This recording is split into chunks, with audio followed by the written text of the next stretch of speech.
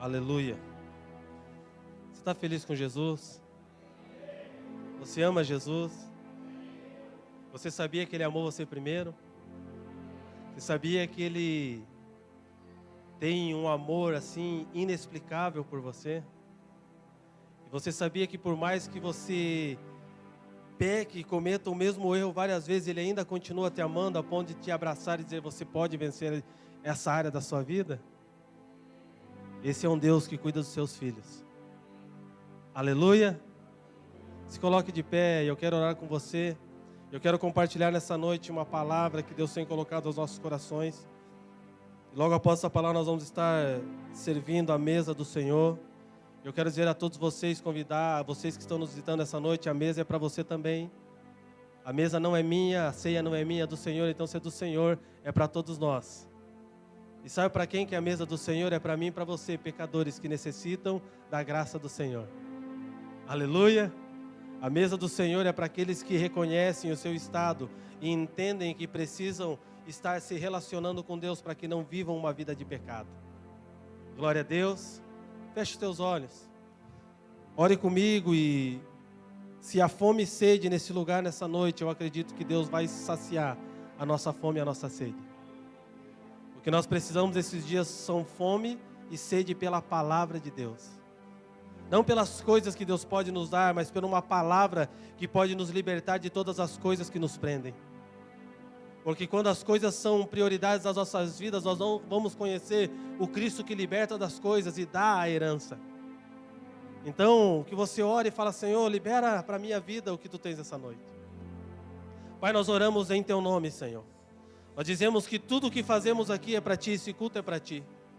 Os nossos louvores, as nossas canções, o dançar, o levantar das mãos, o ofertar, Pai, o ouvir, sim, tudo é para Ti.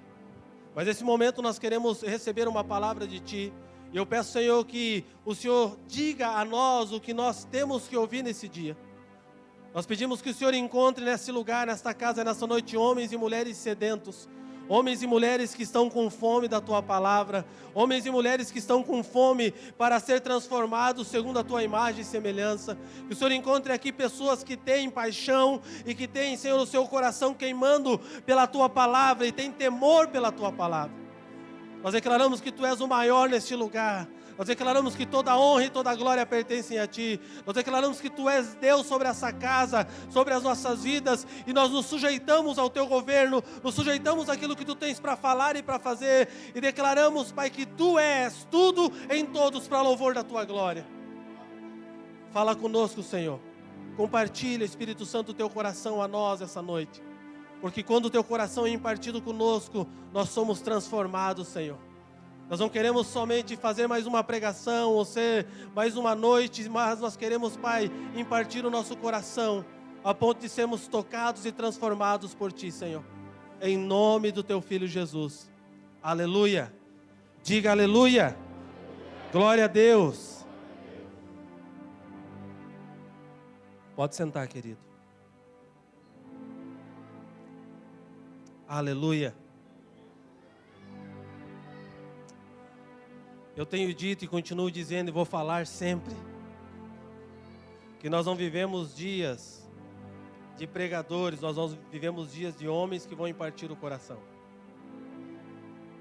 Porque nós vemos na palavra de Deus, a partir da igreja de Atos, quando os homens eles pregavam, quando eles anunciavam o evangelho, eles não falavam de coisas que eles estavam vivendo à distância, mas eles falavam de coisas que eles estavam vivendo nas suas vidas diariamente.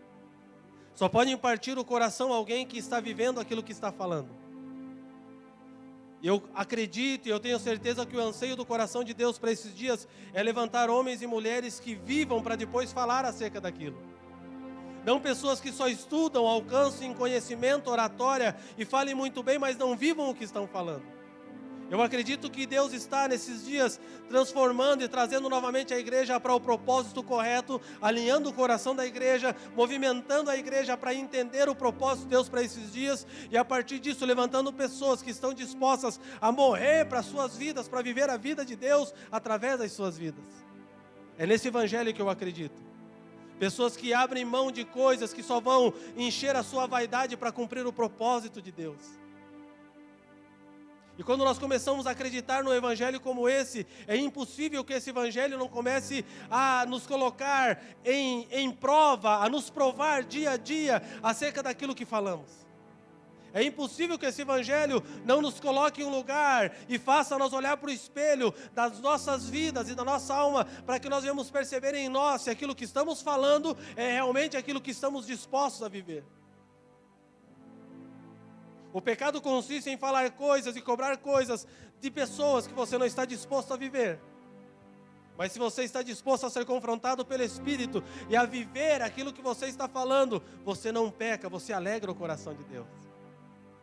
Eu não acredito mais, irmãos, em uma igreja de grandes discursos, em uma igreja de grandes monumentos. Eu não acredito mais nessa igreja. Eu não consigo acreditar, até porque isso não é igreja. Mas eu acredito em uma igreja que vai mostrar Cristo através das suas vidas, da simplicidade do seu dia a dia. De uma igreja que vai ser igreja na segunda e em toda a semana, não somente no domingo à noite. De uma igreja que, quando ela se posiciona, ela entra em um lugar, quando ela pisa em um determinado território, ela entra como embaixador do reino, e ali ela impõe o governo de Cristo, e as pessoas, quando olham para ela, respeitam ela, porque uma autoridade entrou no recinto. É nessa igreja que eu acredito, porque é essa igreja que a Bíblia fala que é a igreja de Deus, que é a igreja de Cristo. Homens maduros, mulheres maduras, que vão impregnar a sociedade do reino e do sistema do reino de Deus. Que vão viver as suas vidas para Deus. Não vão mais viver as suas vidas para si, mas vão viver as suas vidas para Deus, para cumprir o propósito que Deus estabeleceu. O Luiz falou ontem no café que nós não estamos preparando uma creche, não estamos cuidando de uma creche, nós estamos preparando um exército. E eu creio nessa palavra. Não é mais tempo de ficarmos pedindo para os pastores que pastoreiam as nossas vidas, ficarem passando a mão em nós, ficarem queridinho, dando pirulito, dando uma madeira, fazendo olhos fechados para as coisas que precisam mudar na vida. Mas é momento de nós olharmos para uma igreja que está confrontando o pecado e chamando as pessoas para um compromisso verdadeiro com Deus. Pessoas que se posicionam e falam, não, eu não quero mais viver essa vidinha de religiosa de um domingo após domingo, mas eu quero fazer a diferença no lugar que eu estou inserido, aonde Deus tem me colocado e me plantado. Por mais que os nossos olhos não avistem essa igreja ainda, mas eu vejo uma pequena nuvem do tamanho da mão de um homem. E se há uma pequena nuvem, é sinal de uma grande chuva. Se há uma pequena nuvem, é sinal de uma grande tempestade. Porque a Bíblia diz que naqueles dias viria com grande poder e glória, que a igreja desses dias seria uma igreja que faria como nunca houve antes desta igreja. E eu acredito que eu faço parte desse tempo e da igreja que vai fazer isso. E é impossível que nós venhamos viver uma vida tão medíocre, tão pequena, em meio a uma coisa tão poderosa que Deus espera fazer conosco nesses dias. E é por isso que eu entendo que nesses dias, os nossos sentidos, a nossa visão, o nosso tato, o nosso olfato, a forma de vermos, nós precisamos mudar. Não tem mais lugar para nós termos uma visão passada, sendo que as coisas presentes são diferentes. A palavra diz que ela não muda, a palavra de Deus é imutável, mas ela também diz que o Espírito de Deus, ele está em constante movimento. Existem coisas que você vivia e fazia há um tempo passado, e se você perceber, você está fazendo as mesmas coisas, mas você não está alcançando o resultado, é porque você parou no tempo. É porque a tua visão, ela não foi ampliada, é porque a tua visão parou somente na tua necessidade, naquilo que você precisava.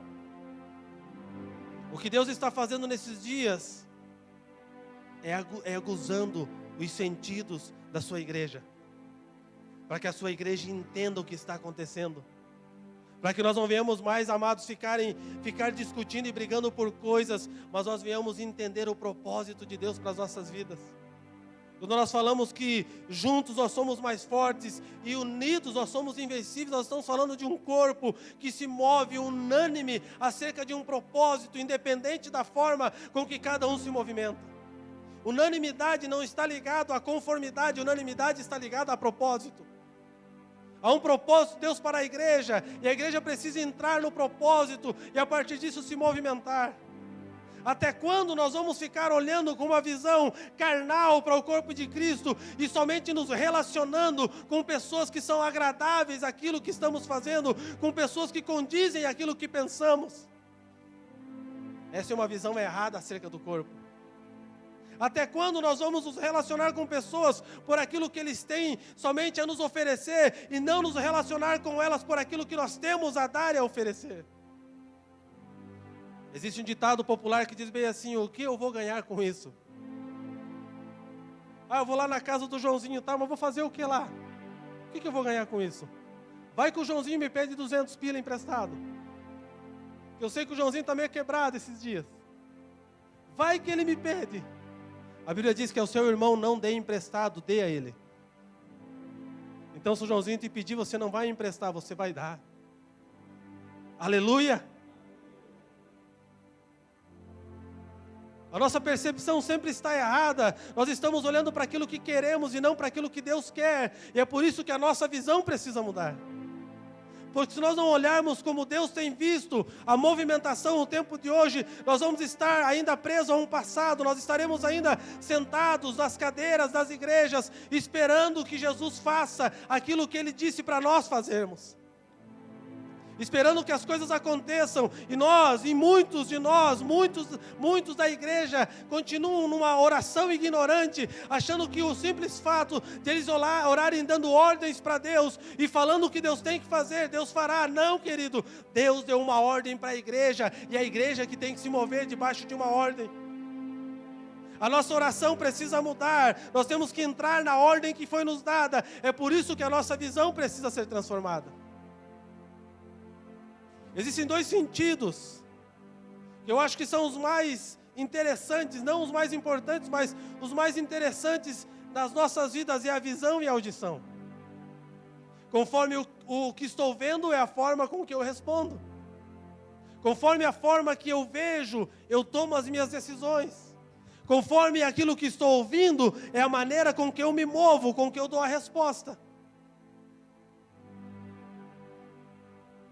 Agora, se os meus sentidos, eles só ficam presos a uma vida carnal, a desejos carnais, a princípios carnais, a sonhos carnais, é impossível que eu consiga ver o que Deus está vendo nesses dias.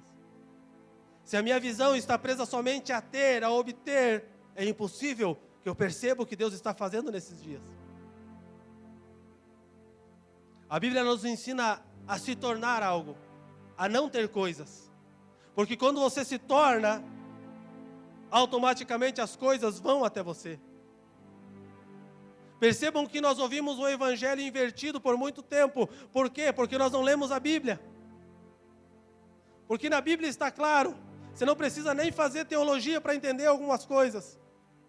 Você não precisa nem estudar para entender, porque aquilo que está dizendo é aquilo que está dizendo. O que Deus espera de nós é que a nossa visão mude. Porque a percepção que eu tenho acerca das coisas à minha volta também é a forma que eu respondo. A perspectiva que eu tenho é a forma que eu vou me movimentar. Se a minha visão é carnal, a minha perspectiva só está ligada ao meu bel prazer, ao meu desejo, ao que eu vou alcançar, o que eu vou conquistar, o que eu vou ter, o que eu vou obter. É impossível eu ter uma visão de Deus. Porque a visão de Deus é dar, a visão de Deus é abençoar, a visão de Deus é servir, a visão de Deus é se doar, a visão de Deus é entregar um filho para morrer por inimigos dele, a visão de Deus é fazer tudo ao contrário do que a nossa visão carnal diz para fazer. E se eu olho todo o contexto com uma visão carnal,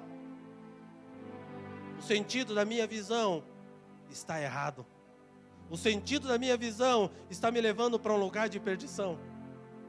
A leitura que estou fazendo não condiz com o que Deus está dizendo. A leitura que estou fazendo condiz com as coisas que eu estou vendo, mas não o que os céus estão vendo. Queridos, quando Deus fala acerca de uma igreja, Ele fala de um corpo. Não existe uma igreja, eu sou a igreja e você não precisa andar comigo. A Bíblia diz que o Espírito Santo de Deus, ele se move na igreja. O Espírito Santo de Deus, ele habita na noiva de Cristo. Então não tem como o Espírito Santo de Deus habitar num indivíduo que não anda no coletivo.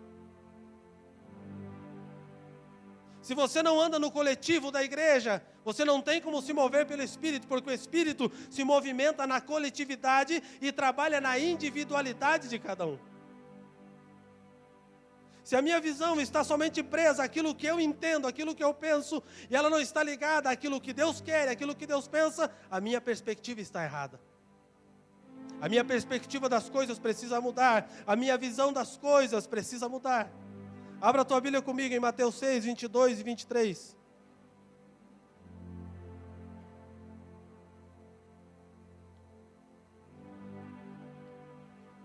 Aleluia.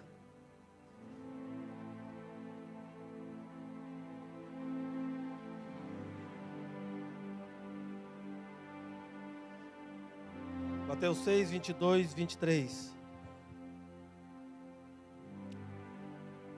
São os olhos a lâmpada do corpo. Se os teus olhos forem bons, todo o teu corpo será luminoso. Se, porém, os teus olhos forem maus, todo o teu corpo estará em trevas. Portanto, caso a luz que há em ti sejam trevas, que grandes trevas serão. São os olhos a lâmpada do corpo. O significado dessa palavra, a lâmpada do corpo, ela diz que a luz que dirige a forma que você caminha é a forma que você está vendo as coisas. São os olhos a lâmpada do corpo, a forma com que eu vejo as coisas, a forma com que eu clareio as coisas, a forma com que eu me movo nas coisas, é a forma que eu vou responder às coisas. Se a minha perspectiva não está alinhada a Cristo, eu não sou um luzeiro. Tem um versículo da Bíblia que diz: pode um cego guiar outro cego? E o que ele diz na continuação? Ambos cairão no mesmo abismo. E o que a Bíblia está dizendo sobre isso? Ela está falando sobre dois cegos que não tinham o que fazer e resolveram pegar um na mão do outro e sair caminhando para ver se caía em algum abismo? Não. Ela está falando sobre pessoas que pensam que estão vendo alguma coisa, mas que estão levando outros para a mesma ruína que elas estão indo. Porque a lâmpada que está iluminando a sua forma de se movimentar não é a lâmpada do Espírito, é uma perspectiva carnal acerca das coisas. É uma visão desconectada com os céus acerca do tempo que Deus está se movendo. Se a nossa visão está alinhada ao tempo de Deus hoje, sabe qual é o tempo da igreja nesses dias? Se humilhar, orar e rasgar as suas vestes. Esse é o tempo para a igreja dos dias de hoje. Querido, se você está atento a toda a notícia, a reportagem que está acontecendo nos nossos dias, todas as coisas assim que você olha e fala: meu Deus, que horrível, como pode estar acontecendo isso?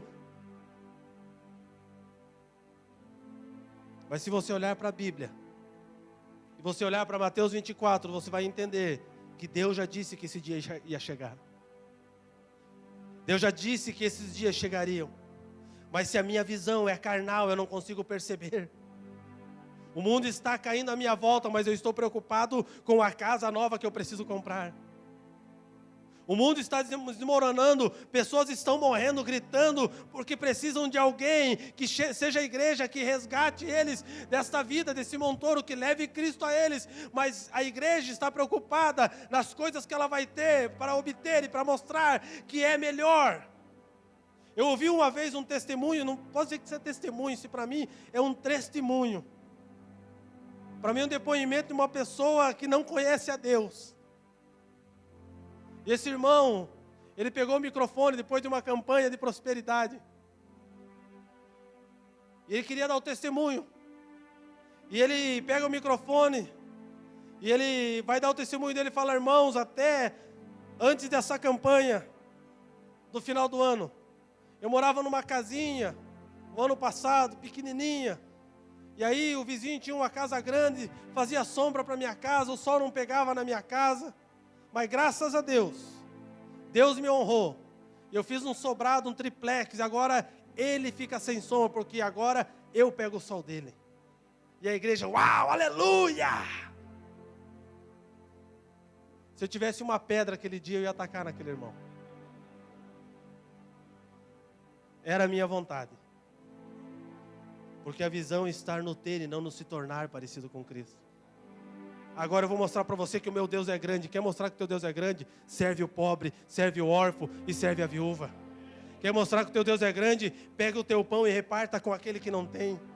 Quer mostrar que o teu Deus é grande? Sirva as pessoas e você vai se tornar grande.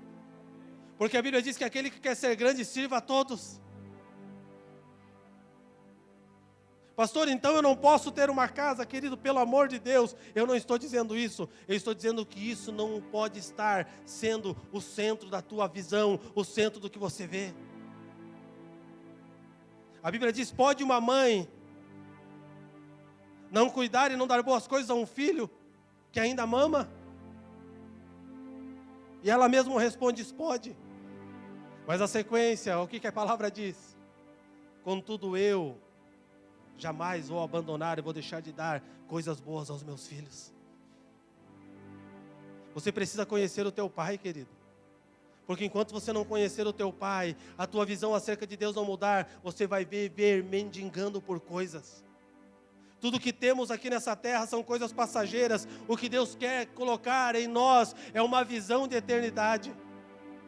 O que Deus quer colocar na sua igreja é aquela vislumbre, a cidade santa que virá do céu e não somente coisas. Tire uma visão momentânea, presa a coisas. Se o dinheiro me movimenta, se o dinheiro determina a minha movimentação, é porque a minha visão e o meu Deus ainda continua sendo dinheiro. Mas se a minha visão muda, se os meus olhos mudam, se a lâmpada que ilumina, o meu caminho muda, se o Espírito Santo de Deus começa a ser a visão correta acerca daquilo que eu vejo e olho, automaticamente as coisas e os desejos e as vontades e a perspectiva de tudo vai mudar na minha vida. Eu não vou mais trabalhar por coisas, mas eu vou trabalhar para se tornar aquilo que Deus espera que eu seja. Eu não conheço nenhum homem de Deus. Eu não conheço nenhum homem de Deus em toda a palavra de Deus. E após a palavra de Deus, que entregou a sua vida para o Senhor, e tudo aquilo que fez foi para o Senhor, para o reino de Deus, que ele não recebeu ainda nessa vida 100 vezes mais aquilo que tinha. Eu não conheço. Por quê? Porque entendeu o governo de Deus sobre todas as coisas. O que nos falta, queridos, nesses dias, é uma visão clara acerca daquilo que Deus quer fazer nas nossas vidas. Um homem de visão, ele consegue enxergar coisas que muitos não veem. Um homem de visão, ele olha para dificuldades, ele consegue enxergar possibilidades onde ninguém vê. Quando Josué e Caleb vão lá espiar a terra, porque tinha 10 incircuncisos que falaram para espiar a terra, porque Deus não mandou espiar a terra, mas tinha 10 metidos, medrosos, como sempre tem no meio do povo de Deus. Aqueles medrosos que querem ter a visão do que vão enfrentar, para depois ver se tem coragem para enfrentar. Deus não chama a gente medrosa, irmão. Ele já falou, os covardes vão embora. Só fica os valentes. Esses dois homens, eles vão à terra que Deus já os tinha dado, porque Deus disse que já tinha dado a eles. Deus não falou, eu vou dar, Ele disse, é de vocês. E vão esses 12 espias e olham a terra, e quando eles voltam esses dois homens, regozijando, felizes. Nossa, você viu, cara? Que loucura!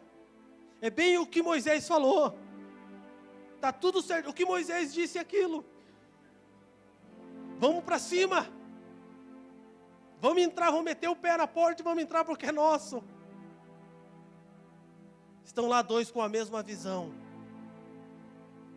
Mas chega 10 incircunciso. E fala, realmente. Mas quando chega aqueles irmãos começam realmente, veja bem, eu falo, Senhor, lá vem. Lá vem aquele que não tem fé na palavra que o Senhor deu para ele. Eu não estou falando de uma fé burra, irmãos. Eu estou falando de uma fé alicerçada e firmada na palavra. O que é fé burra, pastor? É aquela fé que você tem fé naquilo que não vai dar certo. Você fica tendo fé em coisa que não adianta você ter fé, porque não vai dar certo, Deus não mandou se fazer. E esses homens, veja bem, preste atenção, realmente tem tudo isso que Moisés disse. Está tudo conforme o que foi escrito. Tá, então. Só que, meu amigo, os caras são violentos, os caras são grandes, e nós aos olhos dele parecemos como gafanhotos. Então, resumindo, beleza, vocês querem entrar? Vão com Deus. Eu e a minha casa não vamos. E por que isso acontece? Porque a perspectiva que eles olharam não foi a mesma perspectiva que Deus mostrou ao seu povo. Deus disse, vão e possuam. Eles entenderam, vão, olhem e vejam se é possível. Se a minha visão não está alinhada à visão de Deus, tudo que eu vou fazer, eu vou consultar primeiro a minha carne. E quando eu consulto a minha carne fala de coisas da carne. Todos os homens da Bíblia, e todos os heróis da fé, todos os homens de Deus, mediante a visão que eles receberam de Deus, eles cumpriram o seu propósito. A questão aqui é se você caminha debaixo de uma visão celestial ou você caminha debaixo de uma visão carnal. Se a tua visão não está alinhada ao propósito, irmão, pare de fazer o que você está fazendo. Se a tua visão só está alinhada à tua vontade, eu sonhava em ser tal pessoa, tal coisa. O meu sonho é quando alguém me levar lá na frente do altar e derramar azeite na minha cabeça. Eu vou ser reconhecido como pastor. Você perguntou para Deus se é o sonho de Deus? Porque a autoridade vai te cobrar a responsabilidade. Óleo derramado está exigindo sacrifício vivo, santo e agradável a Deus. O óleo derramado está dizendo para você, acabou para você, tua vida não é mais tua, você me pertence por inteiro e acabou os teus sonhos, viva os meus. Deus, eu estou orando porque o dono dessa empresa não é competente o suficiente para ser o dono dessa empresa. Eu sou filho de Deus e Deus me colocou por cabeça e não por cauda. Então mata ele, Senhor, e faz com que eu tenha a empresa dele. Será que existe esse tipo de oração no meio da igreja? Não, né? Pelo menos não deveria. Mas existe. Se Deus quer te colocar no lugar que está Ele, Deus vai te estabelecer sem que precise matar alguém para isso. Mas se a minha visão é carnal, eu fico inventando propósito, eu fico inventando coisas para fazer, eu fico inventando visões, dizendo que Deus me falou. Uma coisa eu digo para vocês, igreja, se Deus te falou, descanse na palavra, porque no tempo dele, Ele vai cumprir ela por inteiro. Não se preocupe. Se Deus te deu uma visão, Ele não vai estar brincando com você. Se Ele te deu uma visão, é porque você vai estar apto a cumprir a visão. Não tire a visão dos céus. Não tire a visão de Deus. Não olhe para as possibilidades, porque geralmente quando Deus nos dá uma visão, ela está além das possibilidades que nós vemos. Geralmente quando Deus fala algo para nós, está além do que as vistas alcançam, porque se as suas vistas alcançarem, talvez não foi Ele que falou para você. Se a minha visão está adequada à visão de Deus, eu sempre vou me mover pela palavra e não por aquilo que eu estou vendo. Perceba que para muitos homens que Deus mandou eles fazerem coisas, Ele disse façam, Ele não disse como aconteceria. Quando Ele escolhe Paulo, Ele diz assim, Paulo, me alegra saber que você vai sofrer e vai morrer por mim. Eu acho que Paulo já foi um que entrou sabendo no que estava entrando. Me alegra saber que você vai fazer a minha obra e você vai ser morto por fazer a minha obra. Já imaginou se eu chegasse para você hoje e desse uma visão para você, dizendo assim, eu amo você, meu filho. Eu vou te separar para um propósito. E assim, sabe o que vai acontecer nesse propósito? Você vai glorificar o meu nome. E você começa a falar em língua estranha. Deus, aleluia. E Ele continua dizendo, Ele fala, mas por amor do meu nome você vai ser torturado. Por amor do meu nome você vai ser perseguido. Por amor do meu nome você vai dizer verdades que todos vão te apedrejar dizendo que você está dizendo mentira. Por quê? Porque esse século não quer ouvir essas verdades. Por amor do meu nome, você vai falar coisas que você vai sentir um ET no meio de um povo estranho, porque o que você está falando não é o que eles estão vivendo. E sabe o que vai acontecer no final? Sei, Senhor, eu serei abençoado. Ah, o Senhor vai fazer assim o meu nome ser conhecido. Não, no final você vai morrer. Você vai morrer e talvez ninguém venha no teu velório. Eu pergunto para você, na atual conjuntura da igreja, quem quer receber uma palavra dessa? Porque as palavras que nós esperamos sempre, elas estão condicionadas aos desejos carnais que nos movem a fazer a vontade de Deus. Sendo que as palavras que nós temos que nos mover é mediante aquilo que Deus está falando e não aquilo que queremos. Entenda que quando nós viemos para o reino de Deus, eu costumo dizer isso, e eu vou continuar dizendo isso até que todos entendam, no reino de Deus existe um ser que governa, e esse ser é Deus. Então você não vive uma vida libertina fazendo o que você quer, você se sujeita a Ele. Existe um governo e Ele governa sobre nós, e o governo dele vem sobre nós para alinhar o nosso coração e a nossa visão ao propósito dele. Queridos, a visão que eu tenho de Deus, ela revela que Deus que eu sirvo. Sabe por que muitos não querem nesses dias servir o Deus que a igreja evangélica está servindo? Porque não tem diferença. Se nós levantássemos 2 altares aqui e comparássemos as obras de muitos nesses dias, que fazem parte do mesmo corpo que eu e você,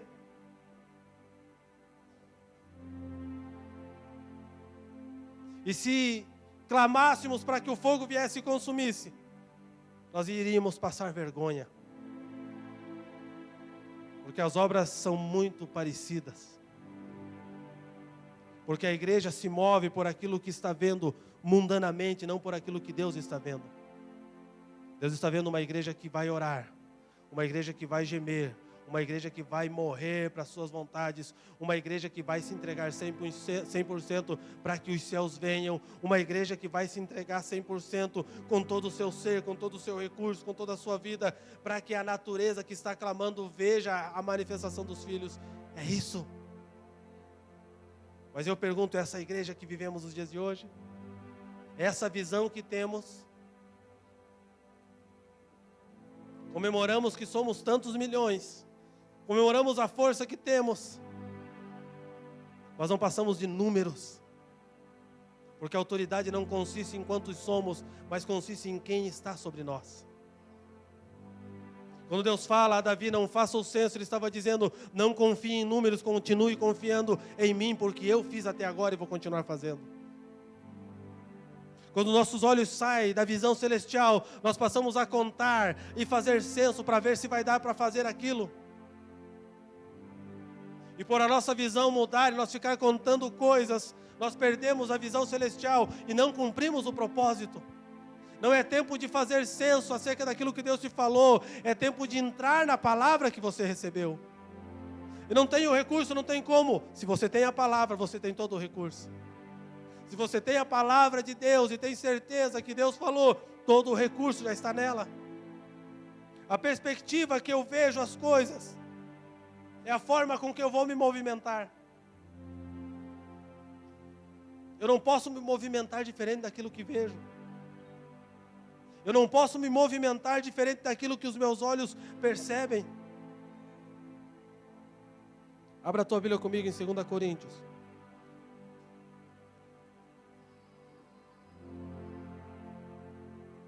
Dois.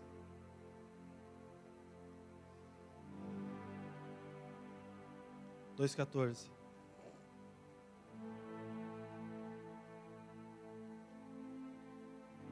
Se a minha visão está adequada à de Cristo, as pessoas vão sentir o bom perfume de Cristo em mim. Você sabe como você conhece um homem e uma mulher de Deus? Não é pelo que ela fala, mas é pelo que ela cheira. Se o cheiro de Deus está nela, você vai perceber que ela é do Senhor. Deus recebia desde o princípio os sacrifícios que eram oferecidos. Ele recebia como cheiro suave. O que Deus recebe nesses dias? Um sacrifício vivo, santo e agradável. Ele continua nos recebendo por aquilo que oferecemos como aroma suave a Ele. E como o mundo vai perceber a igreja, é quando no meio de toda essa podridão, esse lixo, essa carniça, começar a se levantar um cheiro de uma fragrância diferente. É quando a igreja se movimentar e o cheiro mudar no ambiente.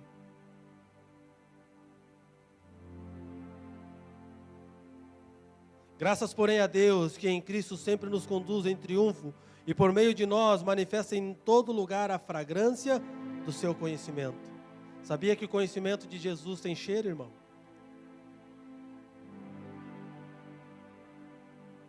Vocês já viram como é que uma fragrância ela toma conta do ambiente? Já perceberam? Eu não sou tão velho assim, do perfume que eu vou falar. Mas quem assim, passou dos 40 sabe do que eu vou estar dizendo. Há uns anos atrás, não muito longe, existia um vidrinho de perfume desse tamanho. Era uma fragrância que você passava aquilo na pele. Aquilo impregnava, você ficava a semana inteira cheirando aquilo. Ó, já tem um aqui, ó. E era um cheiro bom. Quando você entrava no ambiente, todo mundo percebia o cheiro. A fragrância, ela toma conta do recinto. A fragrância, ela é percebida sem com que seja falado o que ela é. Quando a palavra fala sobre a fragrância, sobre o bom perfume de Cristo, Ele está dizendo, você precisa ser percebido no ambiente, não pelo discurso, mas pelo cheiro que você está tendo e por aquilo que você está exalando. Se eu estou exalando graça, se eu estou exalando amor, se eu estou exalando Cristo, é impossível que sintam um cheiro diferente. Eu me lembro que aquele perfuminho, irmãos, você tomava banho a semana toda e não sumia, era 6 dias. Eu me lembro que quando eu fui apresentado esse perfume, eu fiquei tão feliz que eu ganhei porque era caro. E eu exagerei na dose. Eu esfregava o pescoço e não saía o cheiro. Acho que eu fiquei uns 30 dias cheirando, eu enjoei. Porque quando o evangelho, ele tem vida, ele impregna nas pessoas e aquilo vai trabalhar eles por dentro. É algo que penetra, é algo que entra dentro. O evangelho verdadeiro é algo que entra dentro, trabalha dentro, depois põe para fora. A fragrância de Cristo precisa ser sentida nesses dias pela igreja. Porque nós somos para com Deus o bom perfume de Cristo, tanto nos que são salvos como nos que se perdem. Para com esses cheiro de morte para a morte, para com aqueles aroma de vida para a vida. Para o mundo nós cheiramos morte, por quê? Porque o evangelho da cruz diz, deixe de viver a tua vida para viver a vida de Deus. O verdadeiro evangelho diz, negue-se a si mesmo, tome a minha cruz, tome a tua cruz e me siga. Para o mundo nós vamos cheirar morte, mas para aqueles que já morreram nós vamos cheirar vida.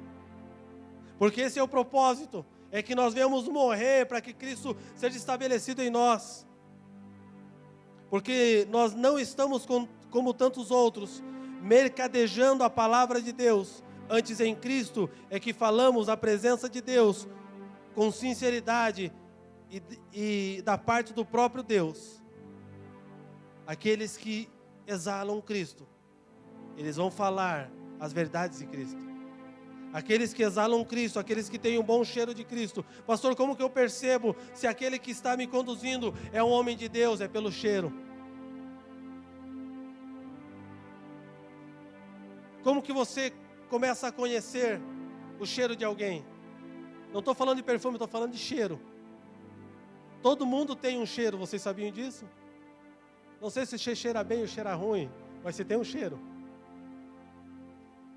E quando nós convivemos com as pessoas, nós conseguimos identificar a pessoa pelo cheiro dela. Vocês sabiam disso? É porque nós só estamos ligados aos olhos. É só o que os olhos veem.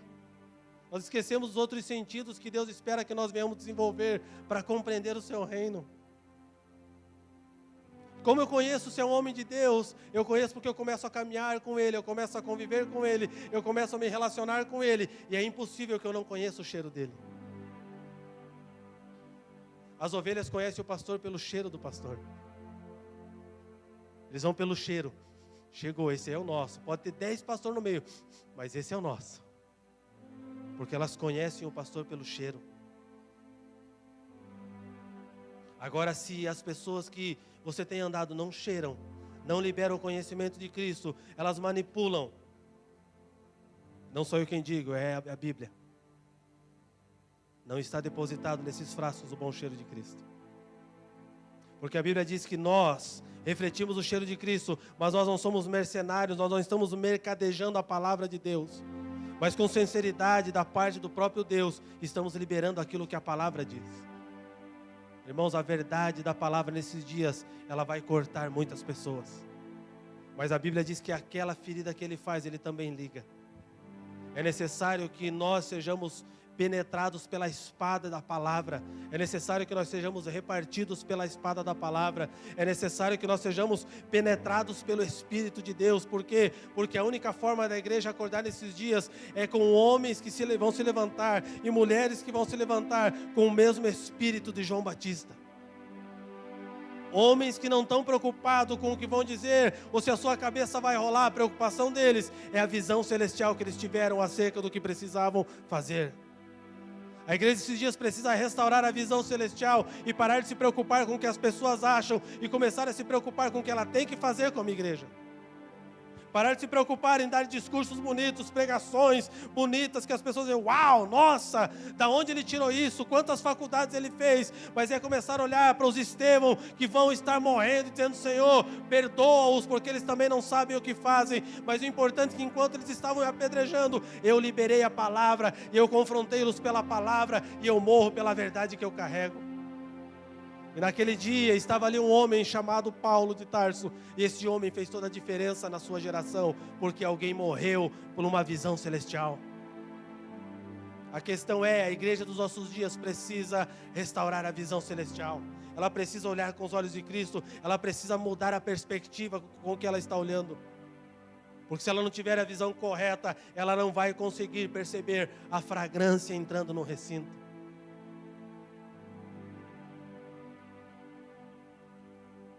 Quando eu falo sobre fragrância, me vem à mente quando você vê aqueles desenhos e quando chega alguém com um cheiro diferente, sai aquele, sabe aquele sinalzinho que vai no desenho, aquele ventinho, vai passando, o pessoal vai sentindo. Eu não sei você, irmão, na minha mente santificada, sabe o que eu espero? Eu espero que ainda em vida nós possamos viver esses dias em que nós, como igreja de Cristo, vamos entrar em recintos e o ambiente vai mudar pela nossa presença ali. Eu sonho com isso. Em que ao entrarmos em um recinto, o ambiente vai mudar. Por quê? Porque o bom perfume de Cristo entrou naquele lugar. Mas eu sei que nós só conseguimos alcançar isso com muita entrega, com muito arrependimento e com uma visão restaurada. Nós precisamos tirar a visão das coisas terrenas e começar a olhar para as coisas celestiais. Parar de buscar a Deus por coisas e buscar a Deus por quem Ele é e pelo que Ele está fazendo nesses dias. Queridos, nós precisamos conhecer Ele como Pai. Porque um bom pai dá boas coisas aos seus filhos. Eu só consigo perceber o Espírito Santo quando Ele vem ao recinto, se eu estou habituado a estar com Ele. Eu só percebo o cheiro de Cristo se eu estou habituado a estar com Ele. Naquele dia, após os 3 dias em que o Mestre ressuscita, em que Cristo ressuscita, Ele caminha com 2 discípulos no caminho de Emaús. E Ele conversa com algumas outras pessoas, Ele vem no recinto. Mas os olhos deles estavam tão presos às catástrofes, ao que aconteceu. Os olhos deles estavam tão presos àquilo que eles tinham como visão, que Jesus viria e restauraria o reino de Israel naqueles dias, e tudo aconteceria conforme estava escrito, eles viriam tudo aquilo. É porque eles não estavam atentos ao tempo da visitação de Deus. E devido à morte ter acontecido, mesmo Jesus tendo dito que Ele morreria, mas em 3 dias Ele voltaria e estaria com eles, para que se cumprisse o propósito, mesmo assim, eles não conseguiram perceber Cristo do seu lado. Por quê? Porque a sua visão estava corrompida por uma momentaneidade carnal que tomou conta deles. Eram homens de Deus, preparados para um propósito, mas tiraram a visão dos céus, tiraram a visão de algo celestial e colocaram a visão da circunstância do momento. É muito fácil falar que os nossos olhos não estão na circunstância, enquanto a circunstância é favorável. Mas eu quero ver os nossos olhos permanecerem no propósito quando todas as circunstâncias forem desfavoráveis. Eles caminhavam pelo caminho de Emaús e eles falavam com o Cristo ressurreto, mas eles não perceberam, eles não conseguiram sentir o cheiro. Por quê? Porque eles não estavam conectados em espírito, eles estavam presos aos acontecimentos e ao barulho que estava acontecendo em Jerusalém. Aquele que se dizia o Filho de Deus, aquele que era o mestre, aquele que falava que ia fazer isso, fazer aquilo, cadê? Morreu. Aquele que curou, ressuscitou morto, fez tudo, cadê? Morreu? E aí, e o mestre de vocês? Pois é. Eu acho que ele tomou vinho demais, falou besteira. Morreu. Mas para aqueles que estavam com Cristo, ele tinha dito, eu vou morrer. Eu vim para isso. Mas ao terceiro dia eu vou ressuscitar. E nem aqueles que viveram e comeram com ele durante todo o tempo, confiaram naquilo que ele disse. Viram ressuscitar Lázaro, viram fazer grandes coisas, mas quando perderam a perspectiva da visão celestial que receberam. Se a minha visão está pegada a alguém, quando esse alguém falta, a minha visão celestial vai embora com esse alguém. Mas se a minha perspectiva e a minha visão está ligada à palavra, aquilo que foi dito, e eu conheço o caráter de quem disse, eu não me moverei pela circunstância, mas eu permanecerei na palavra. Esses homens que caminhavam o caminho de Emaús, quando eles descobrem que é Cristo, eles falam, nossa, o nosso coração queimava quando ouvia aquele homem falar. E se queimava, como que você não conseguiu perceber? É porque você estava com a tua visão deturpada. Não adianta só queimar nesses dias, irmão. A nossa visão precisa estar adequada àquilo que Deus está fazendo. Senão nós vamos estar queimando fogo estranho e não vamos estar cumprindo o propósito. Nós temos que queimar pelas coisas do coração de Deus. Sabe qual é o maior propósito de Deus para esses dias? É levantar uma família. É estabelecer uma família, uma casa. E sabe quem é o responsável para que isso aconteça? Pega o teu dedinho assim, olha para ele. E aponta para você. Eu sou responsável para que isso aconteça. Ele é um pai de muitos filhos. E ele tem uma grande casa, mas essa casa precisa entender e compreender o porquê fomos chamados. A nossa visão precisa mudar urgentemente para ver o que Deus está vendo. A nossa perspectiva, a nossa forma de sentir precisa mudar. Porque se nós estivermos ligados no Senhor, se nós estivermos alicerçados no Senhor, nós vamos perceber o que Ele está fazendo. E por isso nós vamos fazer como Ele está fazendo. Percebam que tudo o que Cristo fazia, tudo, como homem caminhando sobre a terra, tudo, Ele diz em todo o tempo que Ele fazia somente aquilo que o Pai estava o mandando fazer. Ele operava milagres porque o Pai estava mostrando para o mundo uma sinalização daquilo que é perfeito. Deus não criou o homem cego, coxo, manco. Deus não criou o homem dessa forma. E quando Jesus encontrava pelo caminho algum coxo, algum manco, alguém sem a visão, como aquele homem que não tinha os olhos, ele não era só cego, aquele que ele gospe, faz o barro, aquele homem não tinha os olhos. Mas Deus não criou um homem sem olhos.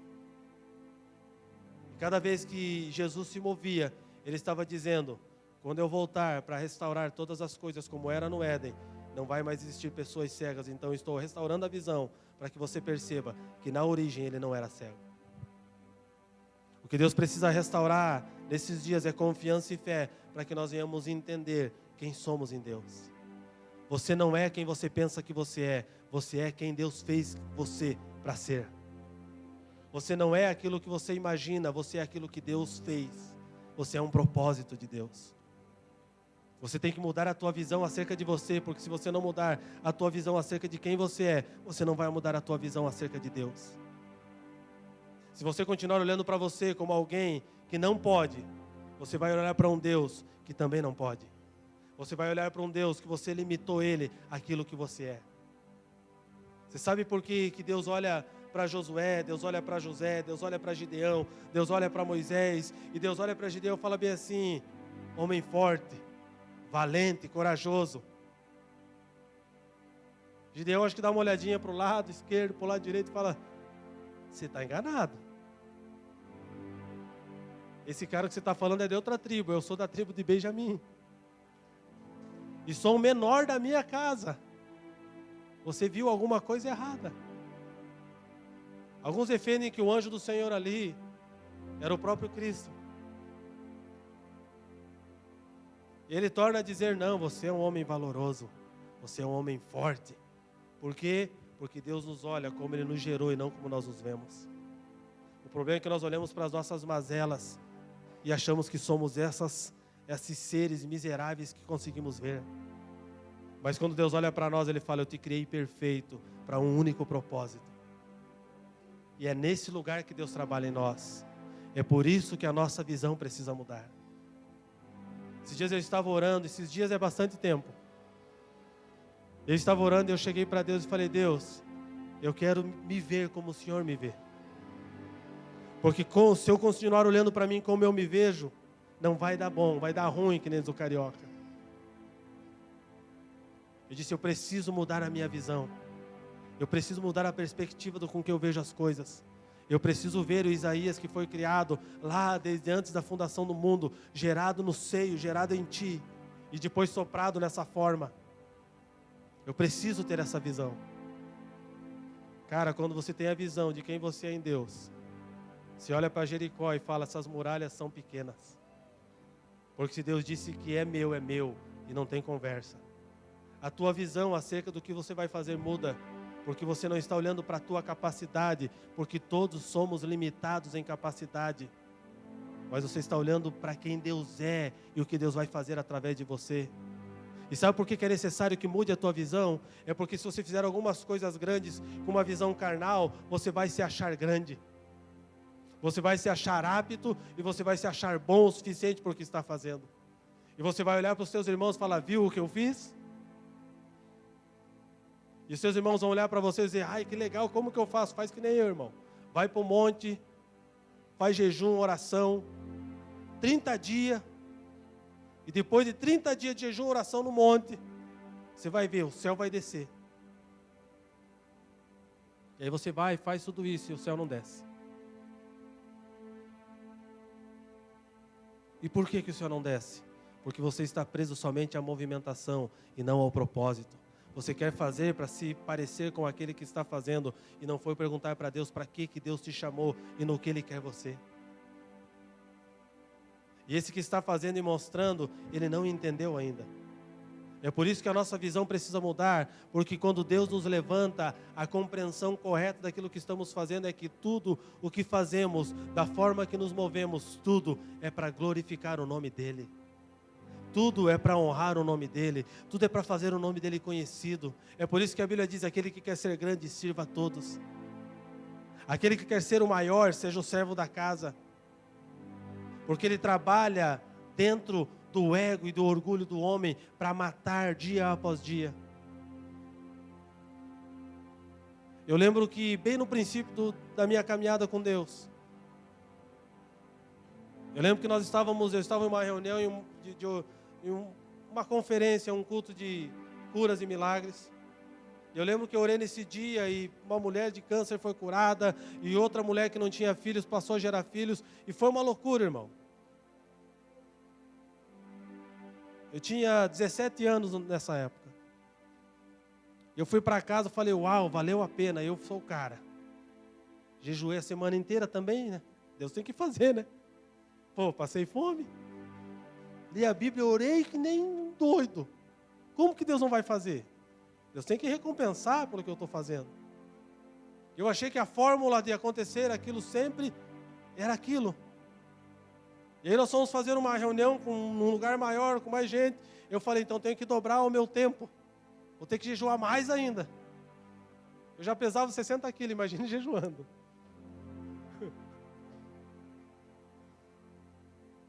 Pastor, você está dizendo contra o jejum? Não, irmão. Eu Eu estou dizendo que você tem que entender que o fato de você fazer jejum não é que Deus tem que fazer as coisas para você. O jejum é para você matar a tua carne e se tornar parecido com Cristo, somente isso. Mas como nós somos ignorantes, às vezes nós fazemos as coisas para ter coisas, sendo que o jejum, o propósito dele é nós olhar para nós e falar bem assim: morre carne desgraçada, para que Cristo viva através de você. Eu me lembro que eu fiz um tempo maior, aquela cara de crente, irmão, que todo mundo passava e falava: meu Deus, olha, esse cara é crente. E chegou a grande noite, o grande dia, o grande sábado. E aí você vai fazer aquela oração da fé: soberano Deus. E faz aquela oratória toda. E aí você começa: quem foi curado?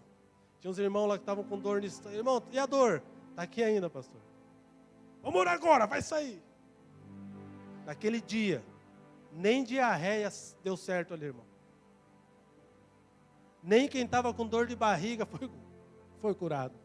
Eu acho que saiu com mais dor de barriga ainda. Eu fui para casa tão frustrado.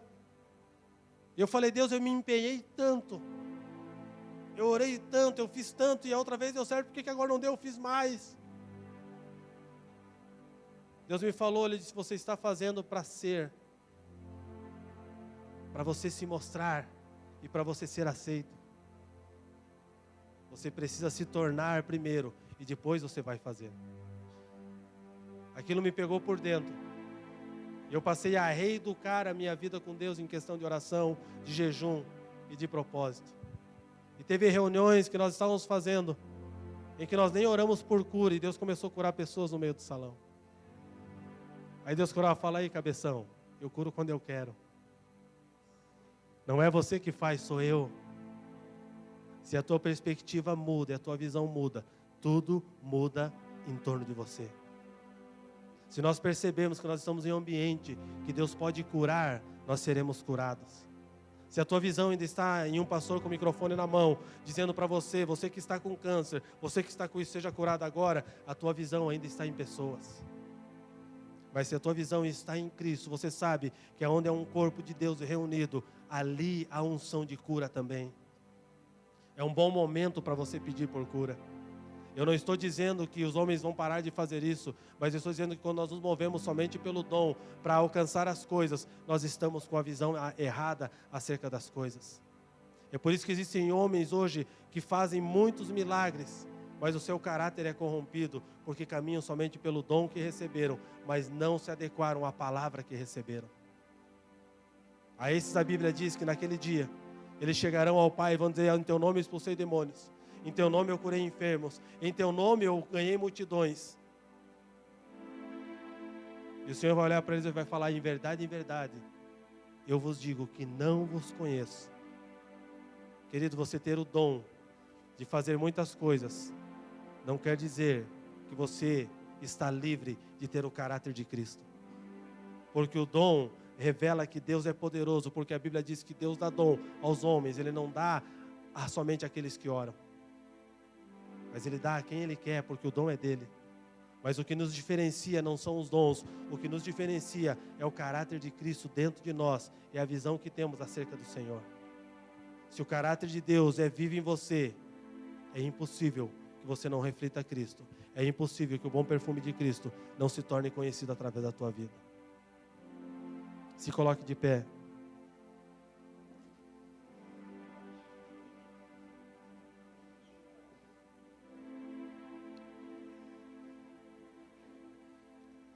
O que vejo, sinto, experimento e ouço vai determinar em que toco e como tenho tocado. A forma com que eu estou vendo as coisas, a forma com que os 5 sentidos da minha vida são movidos. Eu não vou falar os outros 3, porque está muito avançada a hora, nós temos ceia ainda. Mas a forma com que os sentidos me movem é a forma com que eu respondo também aos céus.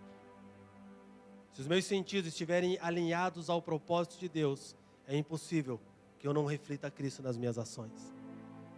Quero chamar os irmãos que vão servir a ceia. E agora nós vamos participar da mesa do Senhor.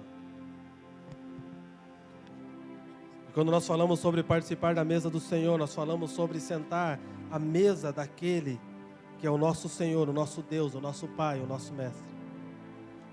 E essa mesa, queridos, é para mim e para você. Para homens dispostos a mudar as suas vidas para cumprir o propósito de Deus. É por isso que a palavra diz: examine-se o homem a si mesmo. Ela não fala para o pastor examinar, não fala para o teu líder examinar, não fala para ninguém te examinar. Ela fala: examine-se o homem a si mesmo. Sabe por que ele diz que o homem deve examinar a si mesmo? Porque a Bíblia também diz que o único que conhece a intenção do coração do homem é o Espírito que habita o homem e o Espírito de Deus.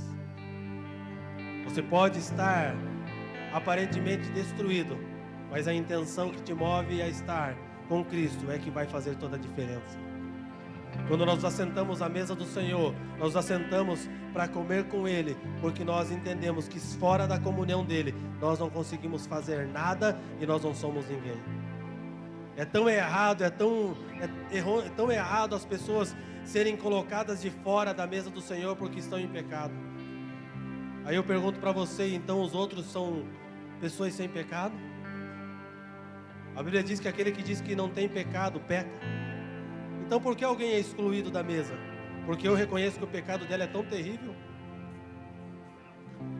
A mesa é para todos. É para nós pecadores. É para que nós possamos conhecer o amor do Pai e se assentar à mesa com Ele. Certo dia chegou uma pessoa e perguntou: pastor, estou nessa e nessa situação. Eu posso beber a ceia? Eu posso comer o pão?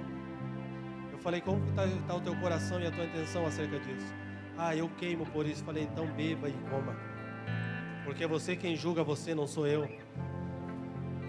Você pode ter uma capa de crente e estar desviado por dentro e tomando a ceia. E você pode ter uma capa de desviado e estar crente por dentro e participando da ceia. Querido, não compre o livro só pela capa, compre pelo conteúdo. Aleluia. Você que está à minha esquerda, saia pela esquerda, sirva-se ali, volte pelo meio. Você, da minha direita, saia por aquele canto, sirva-se aqui, volte no lugar, pegue o pão e pegue o vinho, não come, não beba. Você que está aqui, saia pela direita, do meio, pegue no meio e volte pela esquerda. Para a gente tentar não...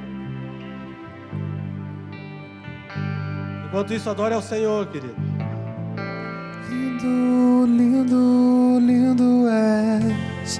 Glória, glória eu te dou, Jesus,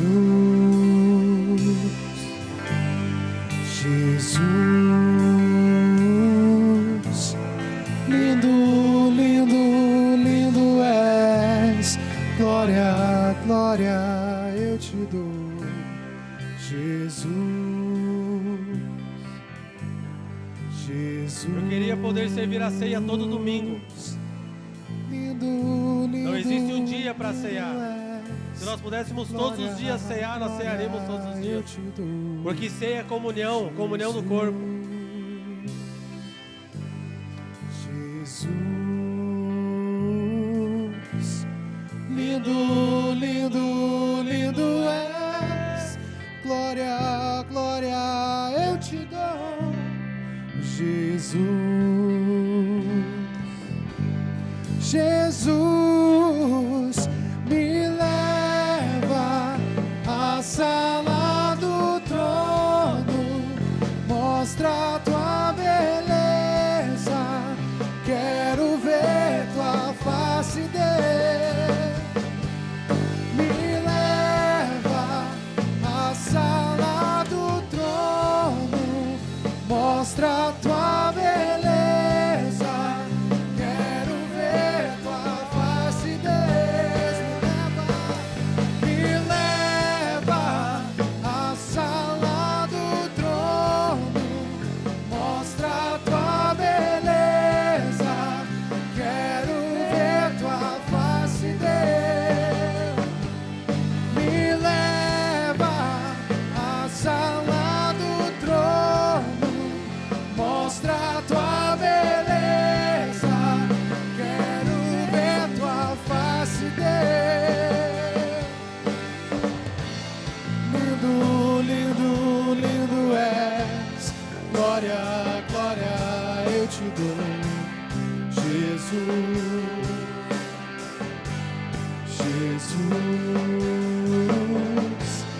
lindo, lindo, lindo és. Glória, glória eu te dou, Jesus, Jesus. Lindo, lindo, lindo és. Glória, glória eu te dou, Jesus, Jesus. Lindo, lindo, lindo és. Glória, glória eu te dou, Jesus.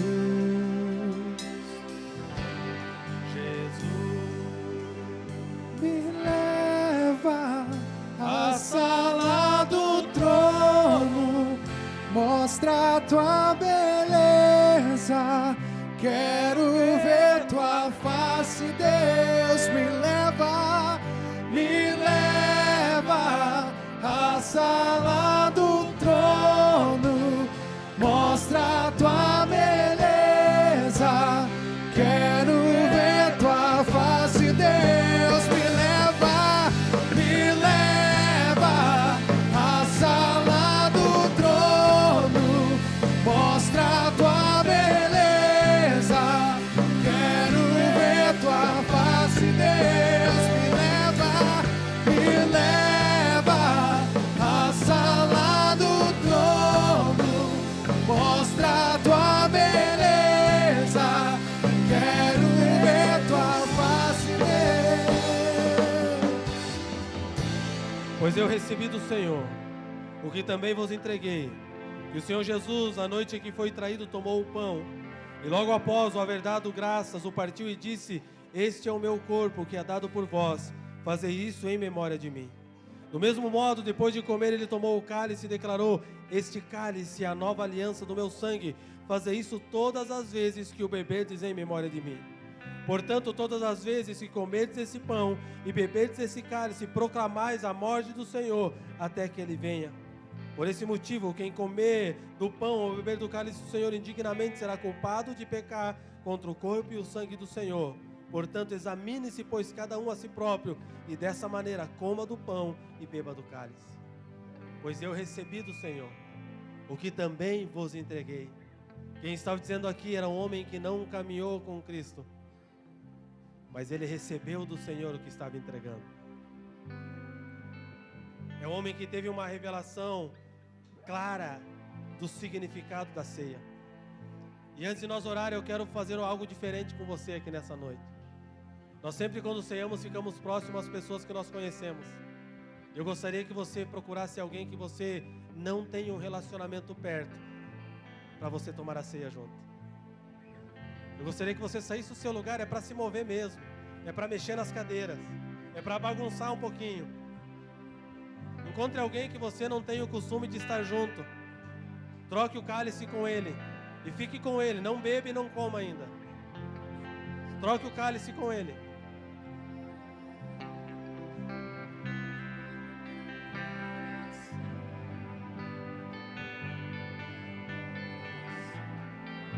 Aleluia. O Robson acabou de me dizer que hoje à tarde Deus falou com ele que era para fazer isso na ceia hoje. É o mesmo Espírito, irmãos, então ele fala. Encontrou alguém, não pegue pessoas que você está acostumado a estar junto. Por favor, entenda a unidade. Agora fique do lado dessa pessoa e apresente ao Senhor o pão que está na sua mão. E apresente ao Senhor o vinho que está na sua mão. O pão que simboliza o corpo e o vinho que simboliza o sangue. Um corpo foi moído e todo o sangue desse corpo foi esvaído para que eu e você não tivesse nenhuma dívida mais. Agora é o momento que você olha e diz: não há dívida nenhuma mais contra mim. Agora é o momento que você olha no reino do Espírito e você fala para Satanás e fala para a tua carne e você diz para ela: toda a dívida contra mim já foi paga na cruz. Você olha e diz: eu não te devo nada, Satanás, porque o meu Pai já pagou o preço e o preço que ele pagou foi de sangue. Quando nós bebemos o cálice, quando nós comemos o pão, nós estamos dizendo que o preço já foi pago e nós nos alegramos porque o preço já foi pago. Nós não podemos pagar, mas Ele pagou, e é por isso que comemos, e é por isso que nos alegramos. Pai, nós apresentamos a Ti agora, Senhor, o cálice. Apresentamos a Ti o pão da nova aliança, o cálice da nova aliança. O pão, Senhor, que simboliza o Teu corpo, o cálice que simboliza o Teu sangue. E nós comemos e bebemos, não com tristeza, mas com alegria e júbilo, porque aprove ao Senhor nos encontrar, aprove ao Senhor pagar um alto preço por nós. O Senhor nos amou primeiro, o Senhor nos amou primeiro, e por isso entregou o Teu Filho por nós. Éramos inimigos de Deus, separados pelas nossas iniquidades e pecados, mas o Senhor olhou dos altos céus e disse: eu vou resgatar esse povo, eu vou resgatar essa família, eu vou resgatar a minha família, eu vou trazê-los novamente para um lugar de relacionamento. E aqui estamos essa noite, na Tua mesa, comemos e bebemos porque somos Teus filhos, nos alegramos contigo porque pagastes um bom preço pela minha vida, nos alegramos contigo porque voltamos a um lugar de, Senhor querido, propósito, a um lugar de relacionamento, voltamos a sentar à Tua mesa. É por isso que bebemos essa noite, é por isso que comemos essa noite, dizendo obrigado, Senhor, porque com grande amor nos alcançou, com grande amor nos conquistou, com grande amor se entregou por nós. Muito obrigado, Senhor, porque podemos hoje comer e beber, sendo livres, sendo libertos e sendo, Senhor, filhos com identidade de filhos. Em o nome de Jesus, participamos em agradecimento a Ti, Senhor. Aleluia. Como o pão, e depois beba o cálice, e após isso, glorifique ao Senhor.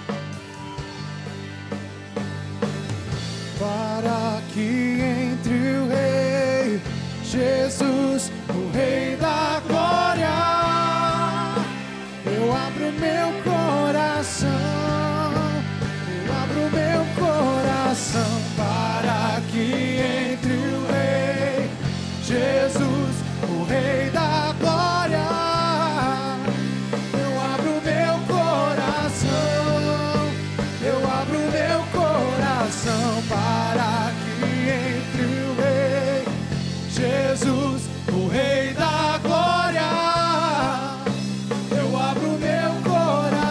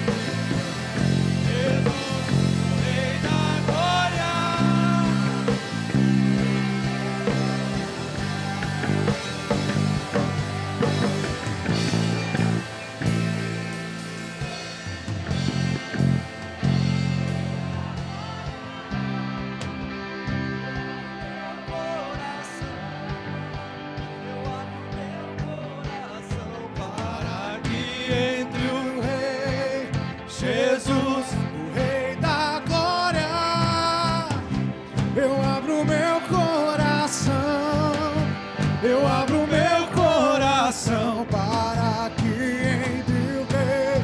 Se você chamar, Ele vem. O Rei da Glória. Eu abro meu coração.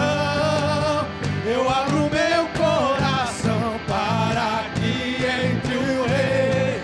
Jesus, o Rei da Glória. Eu abro meu coração. Eu abro meu coração para que entre o Rei. Jesus, o Rei da Glória. Eu abro meu coração.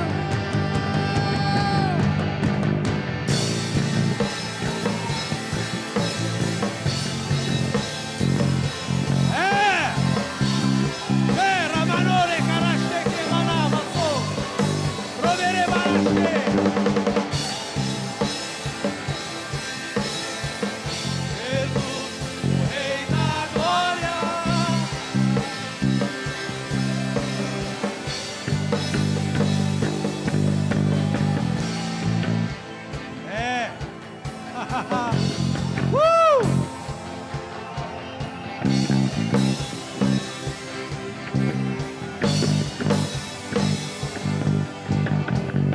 Abarabashore, Kane Karamashe.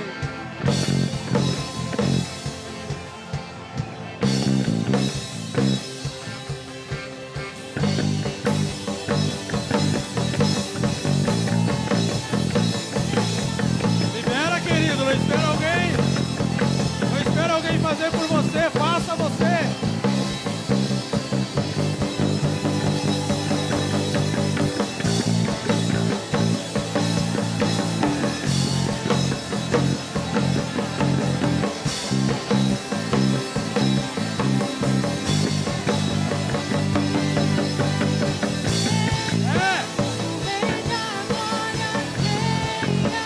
O Rei da Glória, Jesus, Jesus, Ele é o Rei, Ele é o Rei, Quem é? o Rei da Glória, Quem é? o Rei da Glória, Jesus. Ele é o Rei, Ele é o Rei. Quem é?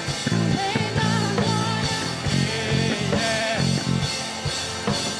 Jesus. Ele é o Rei. Quem é? o Rei da Glória, Quem é? Jesus, Jesus. Ele é o Rei. Ele é o Rei, Quem é? Quem é? Jesus. Ele é o Rei. Ele é o Rei. É! O Rei da Glória, Jesus. Ele é o Rei. Ele é o Rei. Aplauda o Rei. Aleluia. Aplauda o Rei da Glória. Aplauda o Rei da Glória. Aquele que em pouco tempo virá. Virá, virá, virá. E nós, a sua igreja, estaremos esperando. Aleluia. Aleluia.